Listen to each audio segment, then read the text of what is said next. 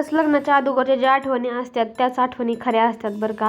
आज रंगपंचमी होती आणि देवांशीची आत्तू सकाळ सकाळच मला रंग लावायला आली होती. खरं सांगू का, लग्नानंतर ह्या गोष्टीमध्ये काहीच इंटरेस्ट राहत नाही. कारण एखादी मुलगी ना लग्न झाल्यानंतर ती तिच्या आयुष्यामध्ये संसारामध्ये एवढी बिझी होऊन जाते, तिला बाकीच्या कुठल्याच गोष्टीमध्ये इंटरेस्टच राहत नाही. मला एक गोष्ट शेअर करायची होती की मी आता रिसेंटली माझ्या माहेरी जाऊन आले आणि तिकडं बरेच जे ओळखीचे बायका होत्या किंवा जे ओळखीचे लोक होते ते म्हणायचे की तुझे ब्लॉग आम्ही बघतो आणि छान आहे, काहीतरी नवीन करतेस, काहीतरी छान करतेस आणि आम्हाला आवडतात तुझे ब्लॉग, आम्ही रोज आवर्जून बघतो, वाट बघतो. हे ऐकल्यानंतर खरंच मला कुठंतरी वाटलं की नाव ठेवणाऱ्या बऱ्याच लोकांपैकी काहीतरी लोक असे आहेत जे माझ्या ब्लॉगचे वाट बघतात आणि मला कुठंतरी अप्रिशिएट करतात. मनामध्ये थोडीशी धाकधूक ठेवून मी ही ब्लॉगिंग चालू केली होती, पण आता मी शुअर झालेली आहे की मी जी गोष्ट करायला घेतली आहे ती बरोबरच आहे.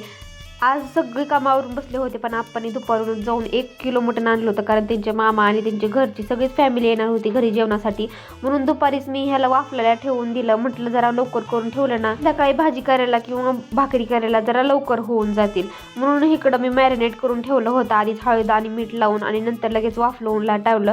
आता एवढे भांडे दुपारचे, ही दुसरी टाईम आहे सकाळपासूनची भांडे घासायची, आणि एवढं टोपलंभर भांडे घासून घेतले असल्या कडक उन्हामध्ये. आणि मग लगेचच कपड्याच्या पण घड्या घालून घेतल्या, कारण ऊन जास्त पडतंय आणि कपडे उन्हात ठेवले ना की त्याचे सगळा कलर निघून जातो. एक गोष्ट तर खरी आहे की एखादी गोष्ट जर आपल्याला सक्सेस करायची असेल ना, तर त्याच्यामध्ये त्या रस्त्यामध्ये खूप सारे अडथळे येतात आणि त्या अडथळ्यांना पार पडूनच आपल्याला पुढे जावं लागतं. तेव्हापासून माझा ट्रायपॉड तुटलाय, तेव्हापासून मला बऱ्याच प्रॉब्लेम्स येत आहेत, पण त्यांना फेस करत माझे ब्लॉग मी शूट करते. संध्याकाळी सगळेजण आल्यानंतर पोट भरून मस्त असं जेवण करून घेतलं. तर असा होता माझा